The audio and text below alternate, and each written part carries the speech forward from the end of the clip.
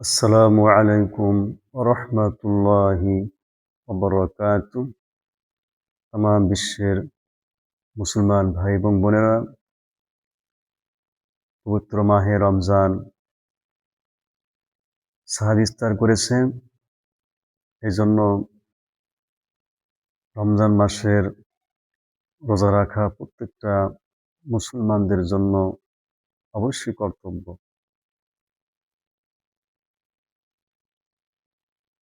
রমজান মাসের প্রত্যেক রাতে একজন আহ্বানকারী ডেকে বলেন, হে কল্যাণকামীগণ, তোমরা সৎকর্ম করো, আর হে পাপিষ্ঠগণ, তোমরা অসৎ কর্ম থেকে বিরত থাকো। তাই প্রত্যেকটা মুসলমান ভাই বোনের উচিত রমজান মাসে বেশি বেশি সৎকর্ম করা, কোরআন তেলাওয়াত করা, কোরআন অধ্যয়ন করা, জিকির আজকার করা, আর যতটা সম্ভব পাপ কাজ থেকে বের থাকা।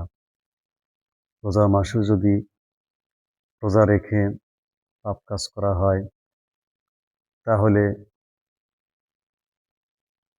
খানাপিনা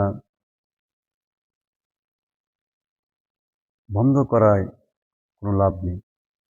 দিনের বেলায় আমি পানাহার করলাম না, কোনো কিছু খাইলাম না, অথচ পিপাসায় আমার বুক ফেটে যায়। এই যে কষ্ট করলাম, আবার সাথে সাথে যদি পাপ কাজও করা হয়, তাহলে এ রোজা কোনো ফায়দা দেবে না। এজন্য আসুন আমরা যাতে বেশি বেশি সৎকর্ম করতে পারি, অসৎ কর্ম থেকে দূরে থাকতে পারি, মহান রব্বুল আলামিন তৌফিক দান করুন। আসসালামু আলাইকুম ওয়া রাহমাতুল্লাহি ওয়া বারাকাতুহু।